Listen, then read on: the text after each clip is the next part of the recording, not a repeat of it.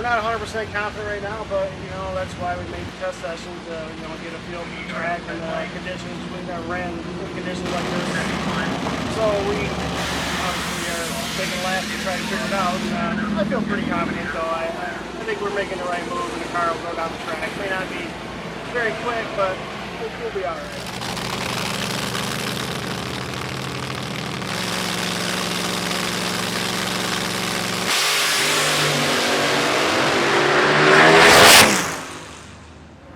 It's as hot as it was yesterday, it might be harder to go quicker, but I think it's going to be cooler, and I think we'll actually maybe improve if we can. So if it stays lit all the way down, I see no reason why we can't, improve. So we'll see what happens.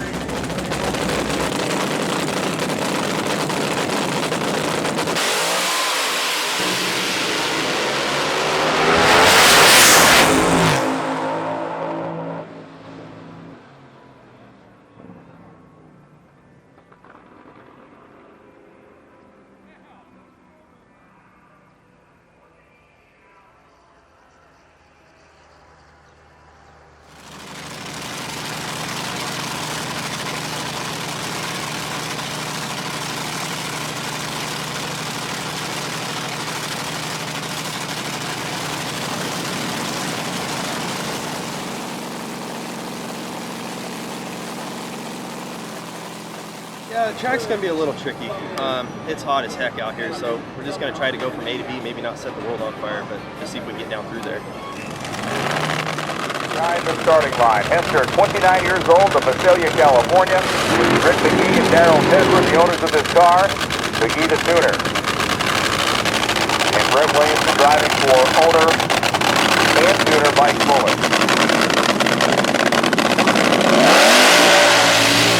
One of the things that is interesting about these cars is the limitations placed upon them with the supercharger size and the fuel system volume.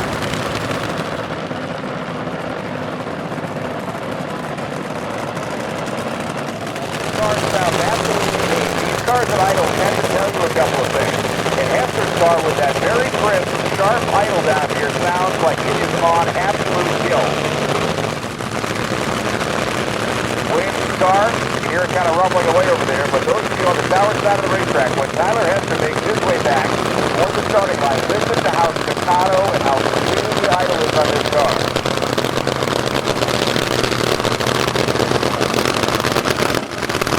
That is a thing of beauty.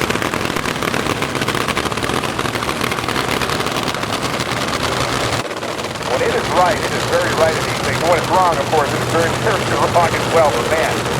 I'll tell you what, when you're sitting here on a Friday night, the sun's going down behind the trees, you're looking at a couple of slingshot dragsters running on nitromethane and sound and look like this. If you are not enjoying yourself or thankful for this moment in time, you're living wrong. Hester's car is pounding the air down here on the right side. We'll be interested to see how this machine performs. They remove the digital dashboard they use to monitor things like the idle and other vital signs of the engine. And now Hester rolls it in just ahead of the pre-stage ball.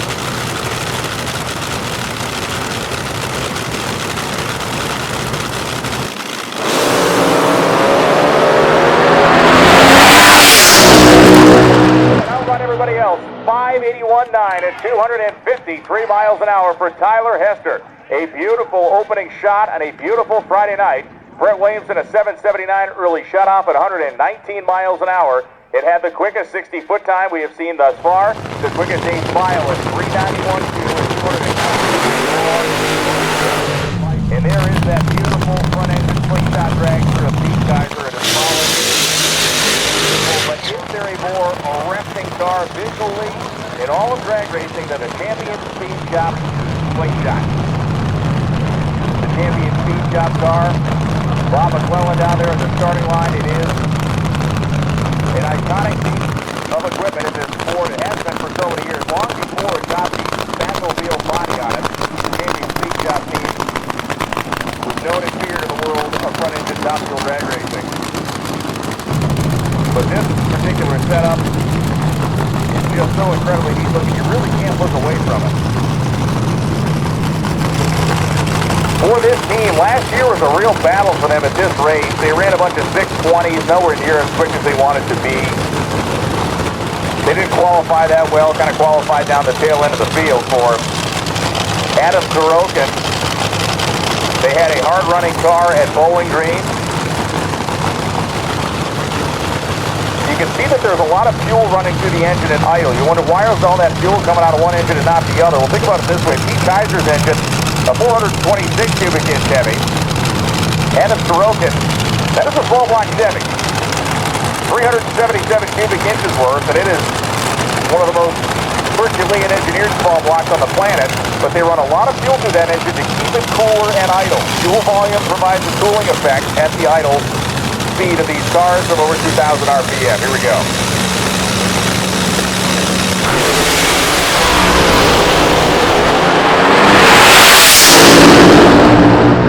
Great side-by-side run, 581.7, 248 miles an hour for Pete Kaiser to grab the number one spot by 2 measly stinking 1,000ths of a second from Tyler Hester. Sorokin roared to a 590 at 243, so they have officially thrown the monkey off their back for the struggles they had at this track last year. So Bobby, I know, you love the microphone. Tell us about the World of Drag Racing Day. First of all, congratulations on your world title last year. Oh, thanks, Scott. It was second one in a row. We're fortunate to have a good race car, and we're back to get 3 if we can do it. We ran good in Bowling Green, won that race, and we're here to win this one. When I talked to Sean Bowen about a month ago, he could have stayed home, Martin, Michigan, in his own backyard, just like you, drove thousands of miles to get here. Through trials and tribulations, had to have somebody pick you up in Twin Falls. You broke down, hurt the tow vehicle and all that. He is only 5 points behind you in the national points chase. He's racing for a championship just like we are. That's why they're here. They're not here for anything else. For sure. And this is such a big deal. Bobby Hilton following in the footsteps, of course, of the family heritage. This car has a lot of history back to the 1960s, I believe, and 1970s when Top Fuel was in its glory days. The Great Expectations name today. Of course, this is a car that I believe is number 3. So they've had a lot of different variations of this. They look far different than this in the early days. And it looks like Weston says we're good to go. Thank you both for coming all the way to Idaho. More nitro, it's Top Fuel time. Number 1 meets number 2 in the world standings. And as you mentioned, Scott, they are separated by a measly 5 points. Points that can be certainly traded over the course of eliminations here at these Nightfire Nationals. I don't think it's too far on a line to say that John Bowen had the car to beat on race day at Bowling Green.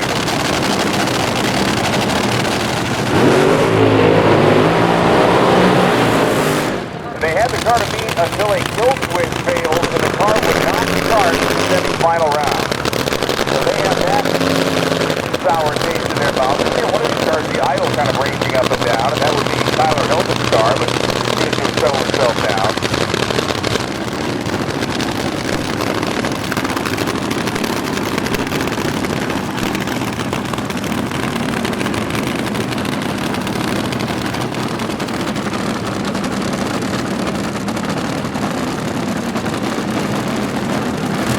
Look at Hilton's car, and again you can see the raw fuel out of the pipe. The Violator team out of Michigan using a 413 cubic inch, 426 style Hemi from Brad Anderson. A 416 cubic inch combination for Tyler Hilton and the Great Expectations car. Tyler's dad, Bobby, is standing out front of the car waving him in. You might notice the walking boots he has on his legs. That came in Bowling Green when a supercharger was dropped on his leg and his leg was broken. He was in the hospital and qualifying continued on Saturday at Bowling Green. He came back to the racetrack. And John Bowen ripped the throttle a couple of times on the left-hand side of the racetrack.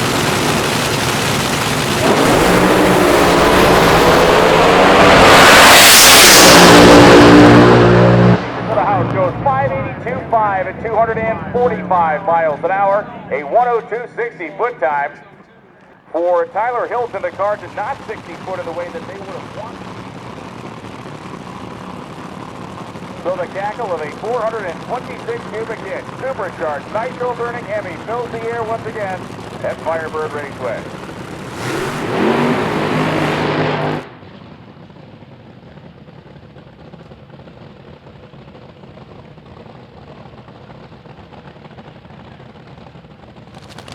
So the track temperature is now 115 degrees. That has plummeted. It was 150 earlier. And when we start talking about 115-degree racetrack that is going to begin rapidly cooling, we're going to be in a really nice sweet spot here by the time we get to the end of the top fuel cars and into the funny cars. If we get into it, even 115 is not too out of whack, as we just saw Brett Williamson prove to us with a track record Pro Modified test.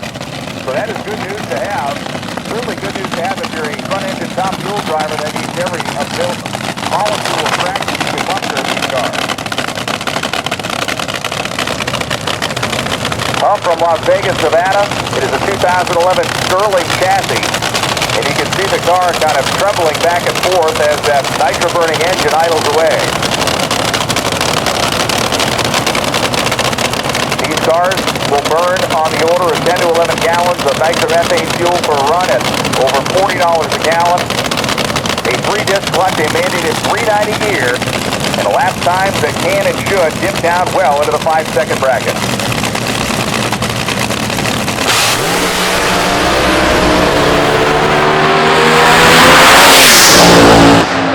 Wrestling the car to the stripe, he goes 6:27.9 at 220 miles an hour. You heard the RPM come up down there late in the run. One of the things these cars do not have in any measurable way is downforce. They are capable of spinning the tires at any point of the racetrack, and it sounded to me like that car tried to get itself loose down there at about 1,000 feet, moved around a little bit, and he did what pilots like him are capable of doing, which is the power of the thing. Race fans, are you ready for more nitro? I think it's time, as we got a pair of them, the top fuel cars. The Nomad taking on the A&W Titan Speed Engineering Special. Brian? Thank you, Scott. The Van Horn brothers, Nick and Sean, have one of the most fun rivalries in the sport of drag racing. One is 3 mile an hour faster than the other. And when we talk 3 mile an hour, we're not talking 105 to 108. We're talking like 250 to 253. The story of Brian Hall, the Nomad car, pretty interesting. This is a car that was formerly campaigned by Dan Horan Jr. 392 style Hemi. And the Herzig name is one you will hear plenty of tonight. They are involved in many cars that are part of the program here on the nitro burning side of the Nightfire Nationals. And for the Van Horn family, A&W root beer. They campaigned and have campaigned a Panic AA fuel altered for many years, but this Titan Engineering top fuel dragster is a huge. Titan Speed Engineering has been a part of the nostalgic drag racing movement, the nostalgic drag racing world, since such a thing existed in the 1990s. You can see the A&W logo on the canard wings, those very small wings that jut out ahead of the rear tires on Sean Van Horn and Brian Hall's car. That is the only place these cars really receive any downforce. The front wings, of course, do provide a small amount.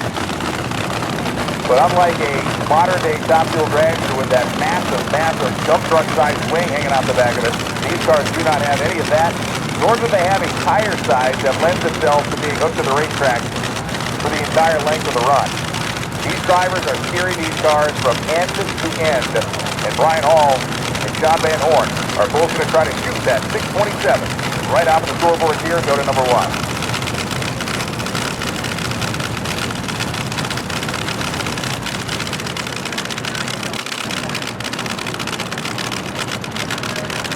California area where the A&W restaurant empire of the Van Horn family exists.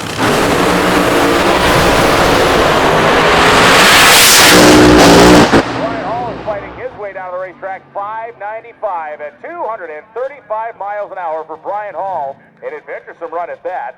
Sean Van Horn stepped on the gas and the car put a cylinder out on the right side of the engine, meaning it was only running on 7 holes. Now it did pick it back up again when it was going down course, but it manages a 643 at 199 miles an hour. The 60-foot times indicate the fact that he had a cylinder out. Hall's car went to 60 feet in 1.09 seconds, whereas Van Horn's car took 119, showing that it was a little weak early, and it did pick up the hole again, running with... Well, you know, we got an all-new combination. Changed everything in this car from last year, so we don't really have a grasp on what's going on. We just kind of wanted to start off a little soft. We hit the test session earlier in the week. Started really soft. It was really kind of really slow, and we're just kind of easing into it, trying not to burn up a bunch of parts. Feel like we might be able to improve on that just a little bit for the next round. We don't have a race pack on the car this weekend. It took a dump, I guess, in the trailer on the way here. It was working at home, and now we don't have any data, so we're doing it the old way. We're just going to read plugs and take the pistons out and look at them and hope for the best. Going to shoot for maybe like a low 80 this next round and try to get up in the top half of the field. We'll go from there and we'll see what happens.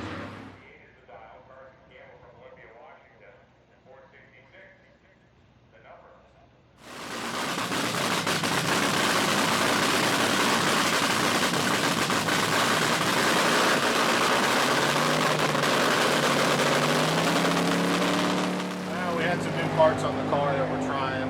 We had it set up really soft, so we had it backed up. So we're going to get on it today and try to step up. We got the car that can do it. We just got to make some changes up here in this altitude, and it's really hot. So we're just kind of trying to find our line right now and get a good run on the board.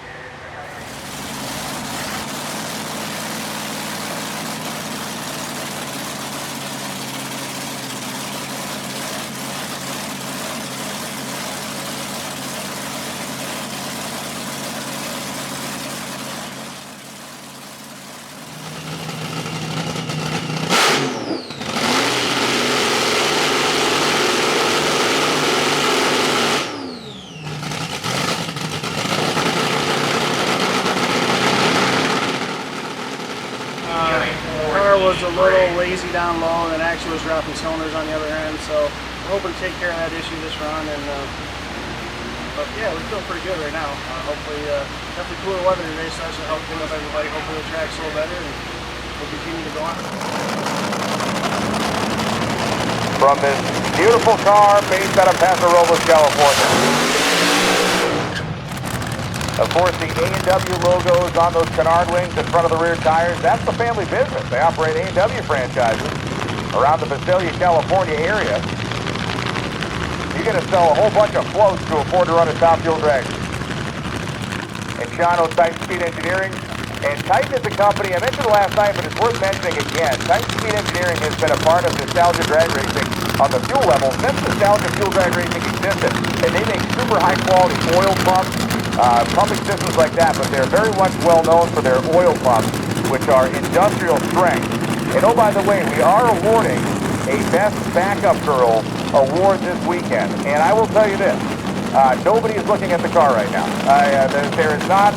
I was just instructing her as an automobile on the racetrack. Just kill me, dude. Well, I saw the AEW logo just doing a burnout. It was when it went into reverse, it was like David Copperfield. The car disappeared. It's like I was watching it make the Statue of Liberty trick he pulled on TV. Oh, I love Brian Long. Yes, brother. Tell it like it is. So Sean Van Horn went 6:43 and 199 last night. Not an ideal pass. They want this car down to the 5, and they will get it there. That 6:43 should provide just enough setup data for them to make a clean rip out of this race car.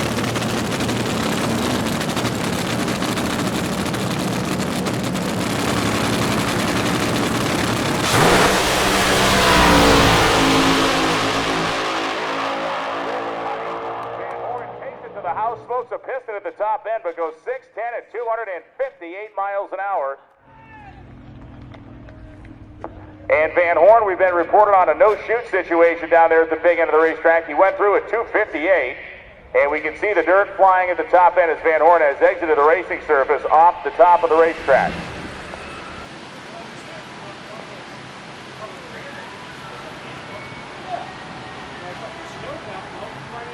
Straight as an arrow pass.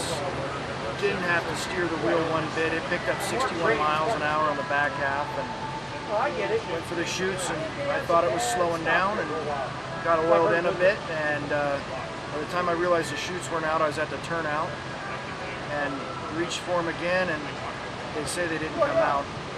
You're in the know, I'm not. Boise doesn't have a sand trap. They just got a big dirt field that eventually turns into somewhere in Kansas. And we skidded for about 200 yards. And it ended up spinning around backwards, caught and flipped over the barbed wire fence into the neighbor's field. And I got out of the car, safety was on me right away.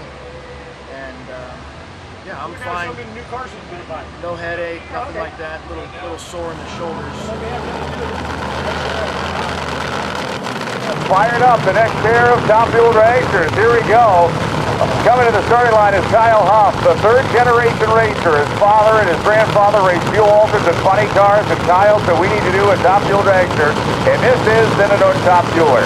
Over on the Napa Auto Parts side, and Brett Williamson, the current track record holder of Pro Modified, a guy who just shook his fillings out of that same car a few minutes ago, is now in the Forever Young Top Fuel Dragster. Shots to try and better ourselves. It's a stout group of guys. You know, I talked with Pete Kaiser about it a couple weeks ago. This is a stout group and it's going to be a stout field.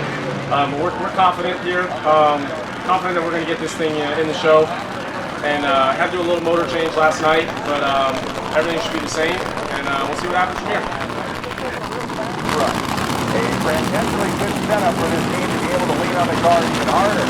Brett Williams' car went out and broke the tires last night, so it's very narrow. Losers six of these cars are required to run. They are limited in the size of their fuel pumps. They are obviously highly limited in the downforce created by just those small canard wings in front of the rear tires and a very small wing in front of the front wheel. Dave Uehara chassis for Brett Williamson, built in 2014 with an Alan Johnson Performance Engineering 426 style Hemi, measuring 417 cubic inches. Welcome to the world of 2024. We got a guy holding onto the ejector hat, a guy adjusting the idle, and a guy videotaping with his cell phone.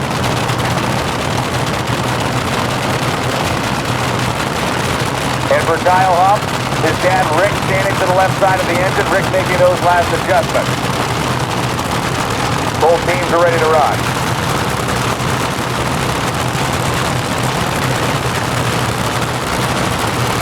Both teams looking to improve off an 8 and 9 qualifying position right now.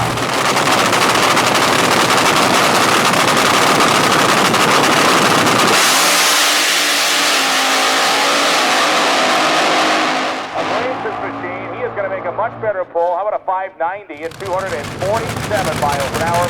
The points battle in Top Fuel is legit. It's only 5 points separating Sean Bowen from Tyler Hilton.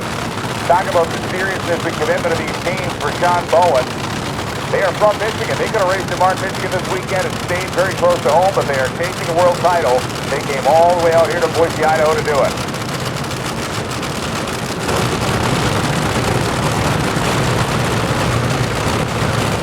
And Bobby Hilton now will do what he has done with such success over the last several seasons with his son.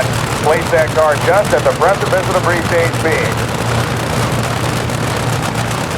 Brian Hall is now free-stage. If you want to go number one, you're going to be better than a 581. That's where Pete Kaiser lives right now.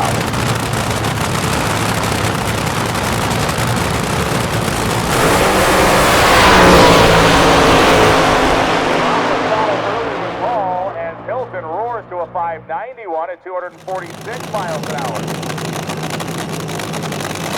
As you can see in the sport of drag racing, as Sean Bowen has been brought to the edge of pre-stage.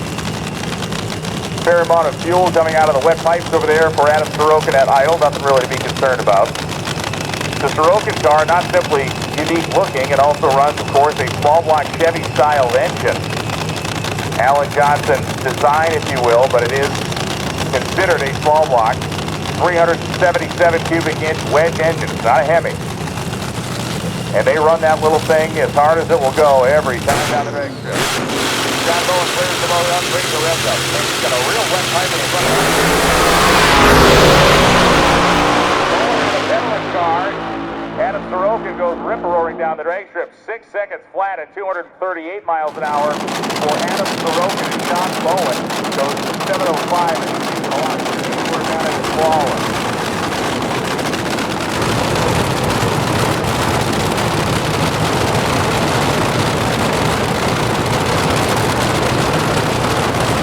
Tyler Hensler out of Visalia, California. The 411 cubic inch Donovan style Hemi.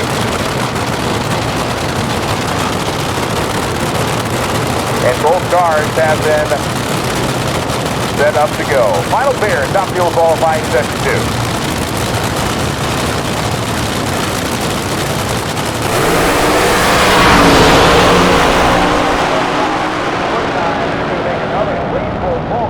Side-by-side run.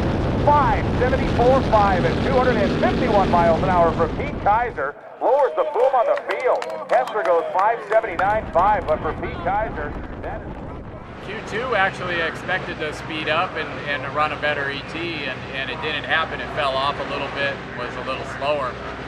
So I'm really hoping that we actually move up in the order, get a little bit more of a favorable pairing, and go down the track. But I think we're doing the right things. We're taking some clutch off of it, going up in percentage a little bit. The track's great. The air is coming back to us, so I'm cautiously optimistic right now. So we'll see, but I think the car has it in it to get to #1 qualifier if everything works out.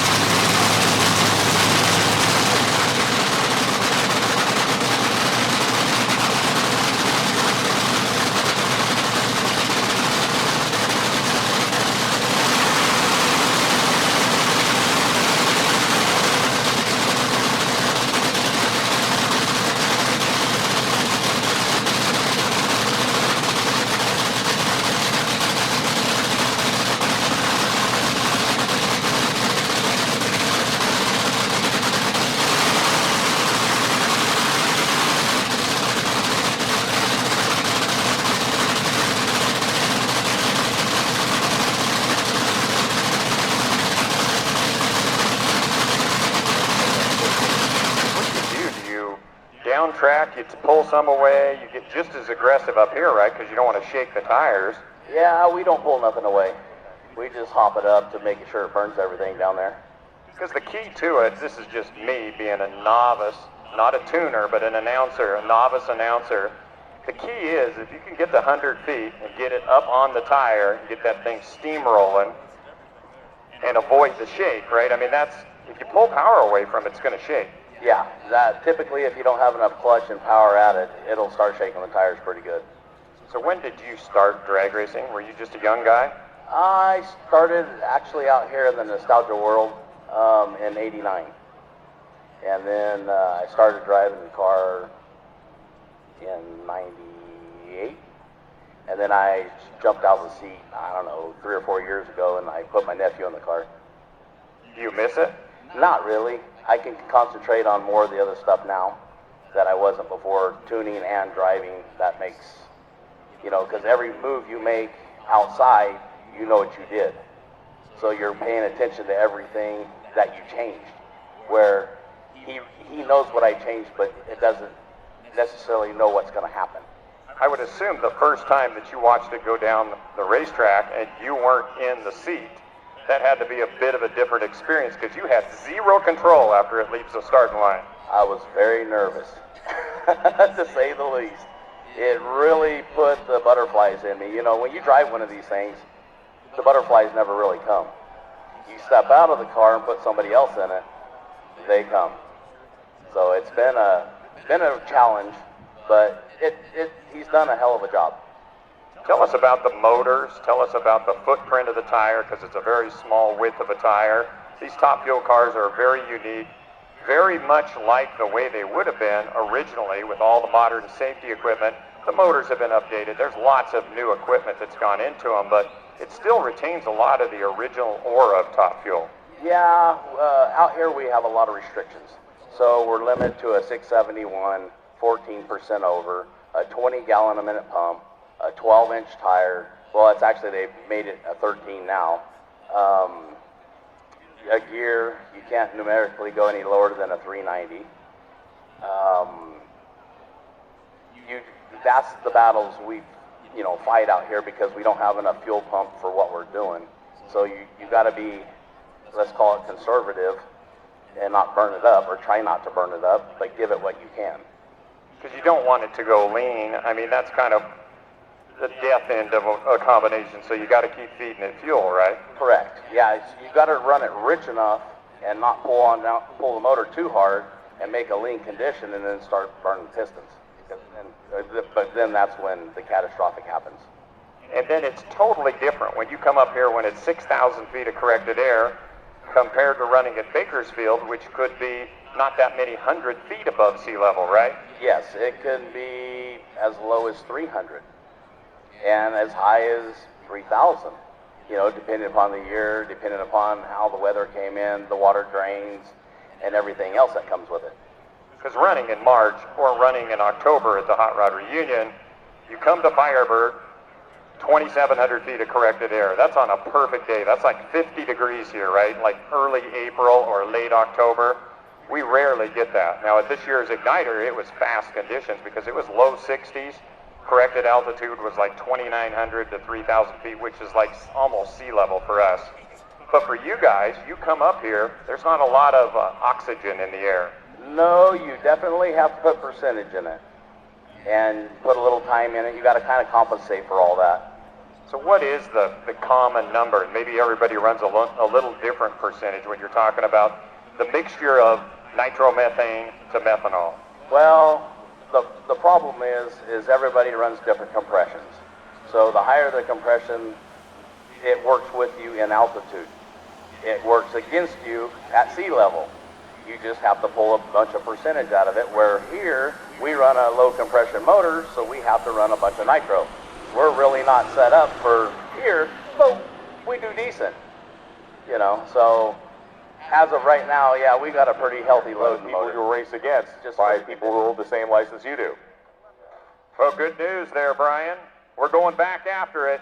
Here's a guy that's trying to qualify for his first ever Top Fuel race. Got his license this afternoon, and how about that? Pretty cool deal, coming all the way from Calgary, Alberta, Canada, in a car that has been recreated and painted just like it would have been like in the 1960s, early 1970s. It is one cool piece.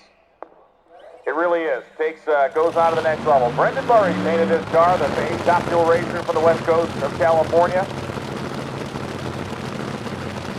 You can see the Hilton family looking on, the Hilton team looking on. He bought this car from Bobby Hilton. As the cackle of Top Fuel drag racing fills the air on Saturday night at Firebird Raceway. Here comes Kevin.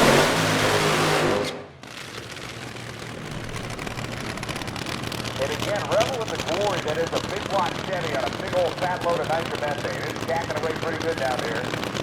This would be the first ever Top Fuel field, as Scott told us, that Kenny ever qualified for and will qualify for when he puts this run through.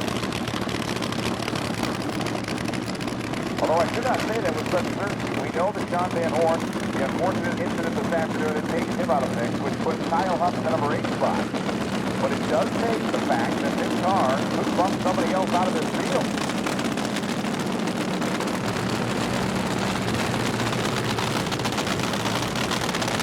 Such a great looking piece. Emotional Distress, the name of the car. The classic, very small wing tucked between those front tires. One of the minority of cars here this weekend that runs the full body.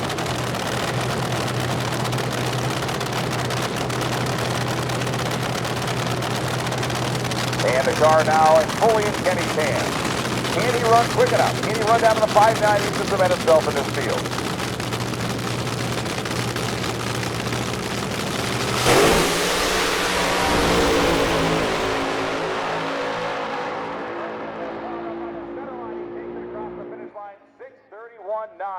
At 231.75 miles an hour for Kenny in the emotional distress Top Fuel Dragster. So Brian Hall and Kyle Huff qualifying 7th and 9th right now. Huff has not cracked the 5-second barrier this weekend. Brian Hall is going to best of 595.3 at 235 miles an hour.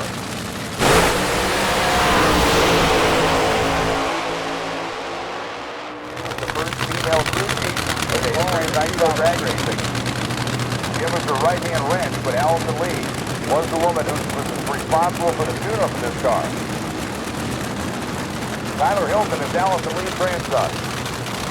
And so they are here definitely keeping it up.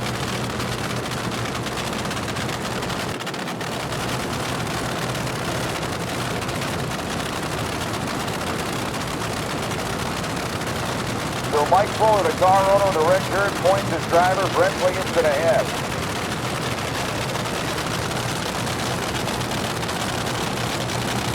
And Dave Uehara is on the starting line. That is amazing. Uehara built this car 10 years ago. Dave, one of the great chassis builders in the history of Top Fuel, whether we're talking about these style of cars, and even, of course, the 300-inch long modern Top Fuel dragsters. As Bobby Hilton steps back, looking at the engine here, and he is becoming a bit frustrated by his body language at the speed of the Fuller staging setup here. And they are going to send that car ahead, as both of these cars consume a lot of fuel at idle. We saw where the fuel tank is in these cars. It lives in the nose. The longer these cars idle, the more fuel they consume, the lighter they can become in the nose. If it's too light, it hits the wheelie bar and smokes the tires.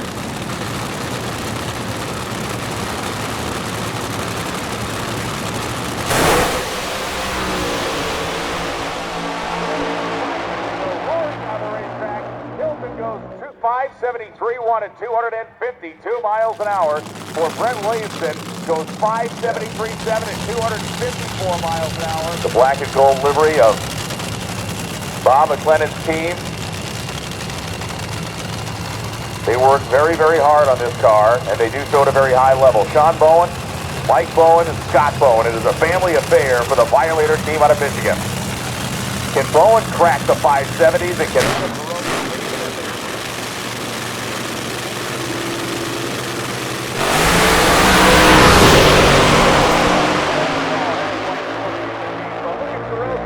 Smokes a piston down there. A 582 for Bowen, a 587 for Sorokin. Both of these are very, very clean idling engines.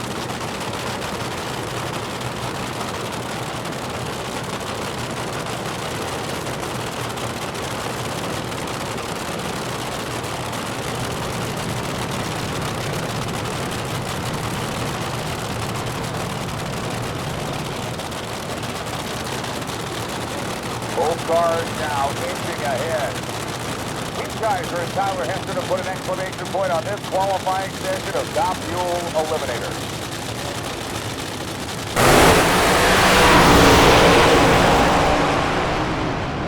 Cars for the scoreboard, and we finish with a flurry. 573.8. 251 miles an hour for Pete Kaiser. He's the number 3 qualifier. Across the drag strip, a 587 and 247 for Tyler Hester. Stays the number 4 qualifier. Feel good. We got 3 good runs in, but man, I was disappointed at that 73 last night. I thought it ran like a 69 or 70. Just because it was dark and everything seems like, really I thought it ran 490 at 310 because it was so dark out there. But I feel good today. We got consistent cars going on the track, all 3 qualifying runs. And as long as I'm on my game on the tree, I should be okay today.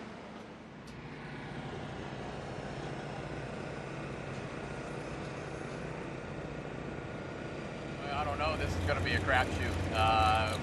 We got Kaiser. Kaiser runs really well out here. He's run really well this weekend.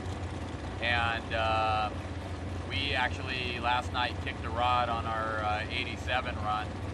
And so we're trying to fix things and get close to what he can run. So we're asking a lot. We're trying to come down a 10th right now from where he's at. So it'll be tough, but you know, they don't write them on paper, so we'll see what happens.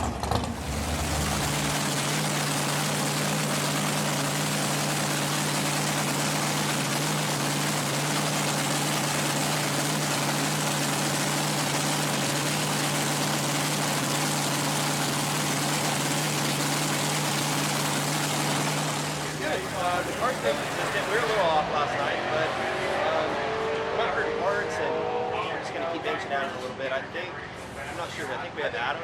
No, maybe, I don't know if we had first round actually. But yeah, we'll pluck away at it and see what happens.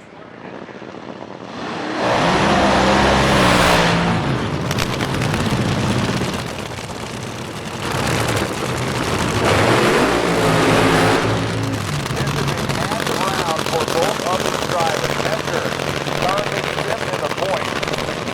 63 back of leader Tyler Hilton. Sean Bowen is the number 2 man in the points. A first-round loss here could be nearly catastrophic. They're going to race at Redding, you're going to race at Tulsa, you're going to race at Bakersfield after this. So your opportunities are shrinking by the week. And if you go out early in the rounds here at this particular event, you may not be able to climb out of that hole. Adam Sorokin can get around Sean Bowen with a first-round loss if he's able to advance. Pete Kaiser's waiting in the wings, and of course, Hester. The overtime special team. Cleaning the rear tires of the car as the Violator team of Sean Bowen, Mike Bowen, and Scott Bowen all look on. The team from Goodrich, Michigan, which qualified fifth with a 582, is trying to race a car that ran 579. Hester's car, 3 qualifying sessions and 3 very solid runs, an 87, an 81, and a 79. The 87 came in conditions much like this, where the Violator car smoked the tires.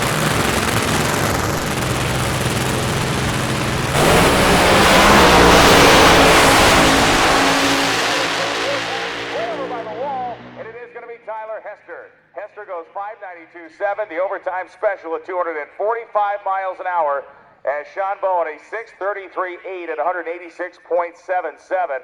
Bowen had a very strong 60-foot time, which gave him enough ability to pedal that car, which he did, trying to get the thing back under control.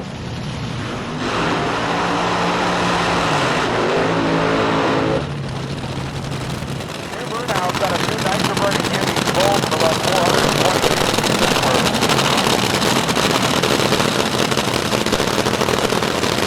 Reversers are engaged, now the car's at that starting line. The hot weather track exhibited by this racing surface has been nothing short of phenomenal over the course of these 3 days. But these teams make so much power now with those little 13-inch wide rear tires.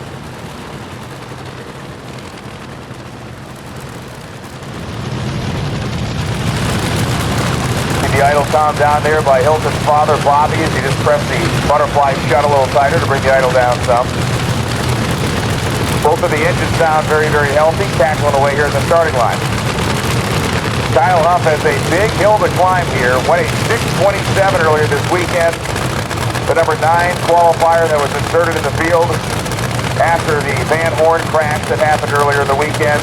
Hilton, the number 1 qualifier at 5:73.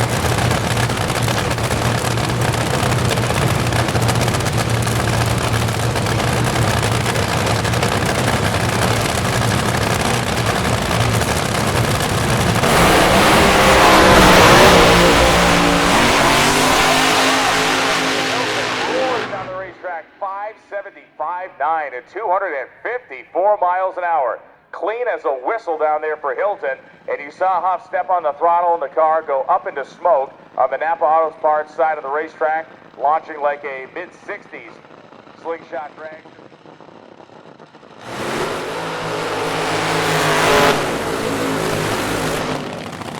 And the champion Speed Shop Special.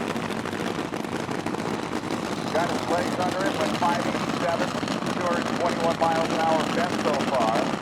But Pete Kaiser, a 581, a 574, and a 573. He was the number 1 qualifier in Bowling Green. The conditions there were hot, the racetrack was hot.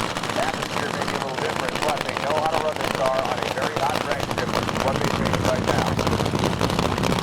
For Adam Sorokin inside that capsule-like driver's area of the champion Speed Shop car, the perspective he has, looking straight ahead over top of the supercharger that sits mounted to the intake manifold of a 377 cubic inch engine that uses the architecture, however overgrown and hairy chested, of a small block Chevy. Kaiser's car presents itself so beautifully. The red paint, the red anodized fire bottles, all matching end to end, including the oil tank sitting ahead of the engine. McLeod Clutch is a part of their program as well. For the Champion Speed Shop team and Bobby McLennan, they are ready to send this car hurtling down the drag strip. They need this round win lest Tyler Hilton begin to stretch his points lead with his remaining 3 races this season. If Sorokin can get this round win, he can help keep Hilton within his sights of a championship in 2024.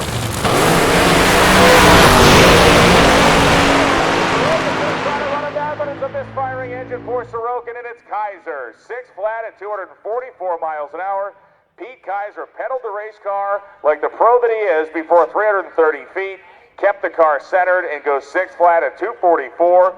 Sorokin had a wet cylinder, a misfiring cylinder, if you will, pretty early in the run, and that car, a 724.9 early shutoff at 141. He did not want, of course, to damage that engine by running it, risk hydraulicking it, or another problem.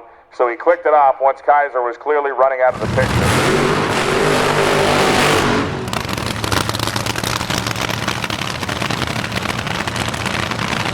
That is the burnout of Brett Williamson.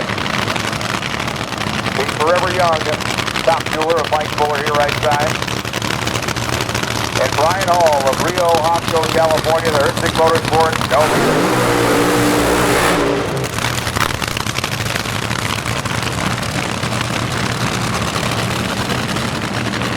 So Williamson has made a second round in Pro Mod. Now he's trying to make a second round in Top Fuel. The Nomad reversing towards the starting line. Car owner Mike Fuller taking a look at his engine here. As the Nomad continues to make his way back. Unlike a, let's call it a Vintage Series Top Fuel car, there's less to do and fuss around with, if you will, these cars. So when they come back to the starting line with a little time differential, there doesn't happen to be the type of frustration some teams experience when they see another team that's not on the same kind of time schedule. You can already see Hall is moving toward pre-stage.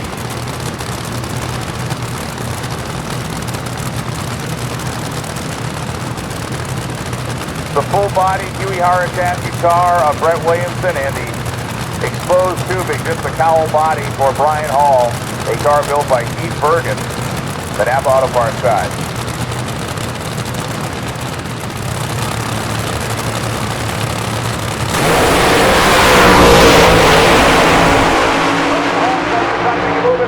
Williamson's with him, and at the finish line, it's Williamson by 500ths. 582 beats a 587, and that one actually had a lead change or two in it, as Brett Williamson and Brian Hall had identical reaction times. They both left at the exact same instant to the 1,000th of a second. It was Williamson out first to 60 feet. By the time they got to the 8th mile, Hall was trying to pull back into that one, making more speed. But Williamson's car backed half the racetrack harder. He runs 582.8 at 256. Hall runs a 587.8 also at 256 miles an hour. Both teams had nearly the same vision of how to get down the racetrack, and their drivers had the exact same vision on how to get off the starting line. But for Brett Williamson, that is 2 cars, both in the semifinal round of their respective categories, and Williamson has a 5. Good. I mean, we were low for the session, so we ran a 75. The track's getting hot. We're going to just race the racetrack and deal with this heat and this altitude up here in Boise. It's pretty tough to deal with and make these cars run, but we're going to try our best and get it on through there and try to get to the final round.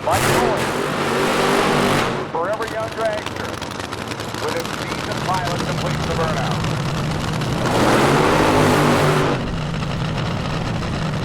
Feel good. I was putting too much clutch in it. I was trying to go a high 60 right there, and it just shook the car to pieces. Had to pedal it, short shifted, and I took timing out of it, just trying to get down there. I feel good about next round though. Just trying to run like a low 70, maybe a mid 70. Yeah, reverse move. Picked up a little bit of velocity here.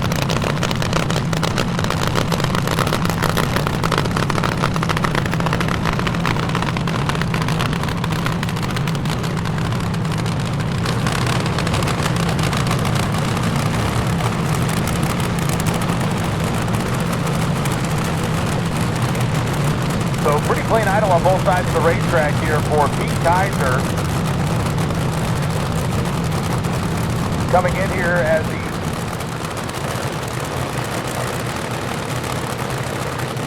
better qualified car over the course of elimination.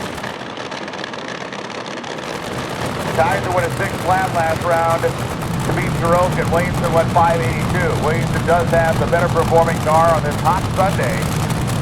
But Kaiser knows how to get it done. He had a great weekend at Bowling Green, but he really needs to step up here. He needs to find a couple of tenths of a second of performance as the two engines caught in the air, idling.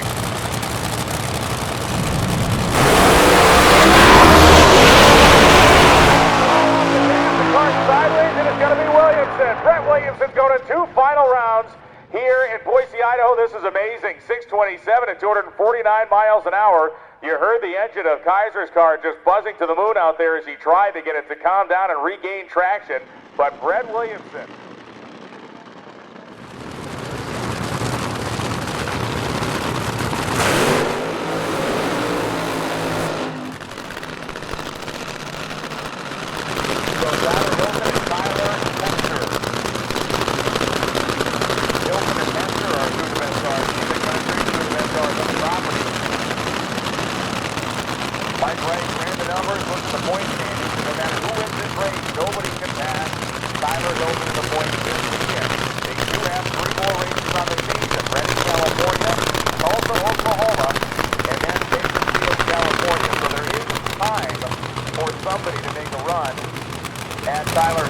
But that time is beginning to run a little bit short, especially because this team seems to just find their way to the late rounds at every race they're at.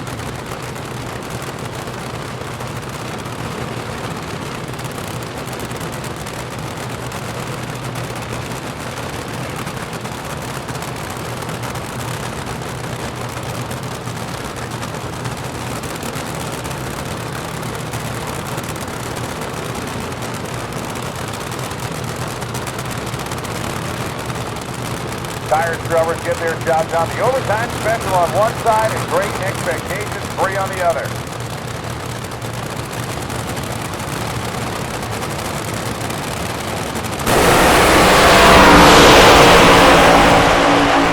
Going to go all the way to the finish line, and down at the top end it is going to be Hilton. Hilton wins by 35 thousandths of a second. 581 beats a 583.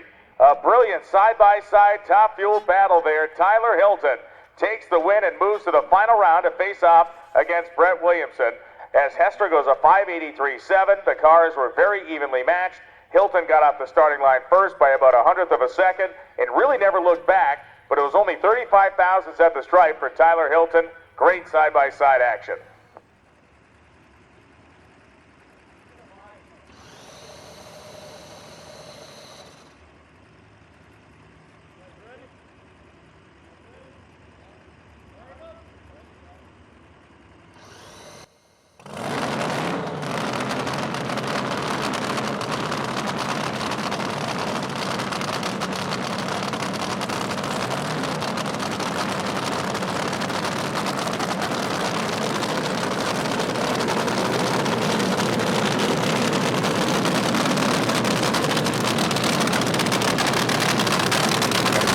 He is the points leader now. He was he has grown. In a lot of ways, this is the dream scenario for him to be racing Brett Williamson because it means the likes of Adam Carothers, Hester, Bowen have all gone by the wayside earlier today. You can stretch his legs a little bit at the point. Brett Williamson has run virtually as quick over the course of his race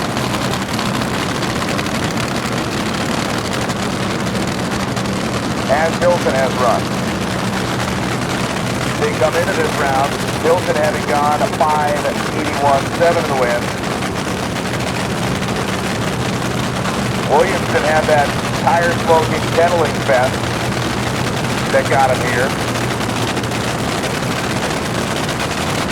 We watched funny cars go down that left lane.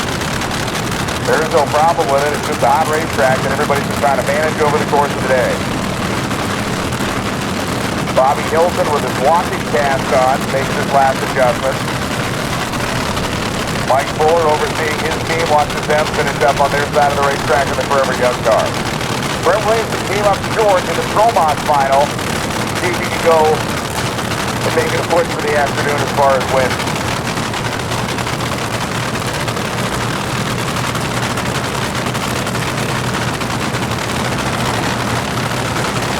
Hilton like angrily pointed to his chin, told him to stage the car, and they both get ready to pre-stage. and now put them all the way in there.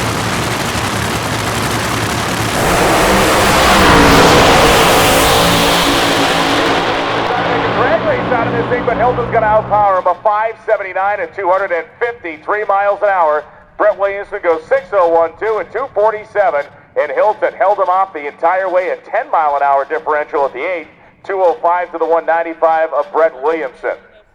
So Tyler Hilton, congratulations, and the Hilton family as well as the entire Great Expectations team.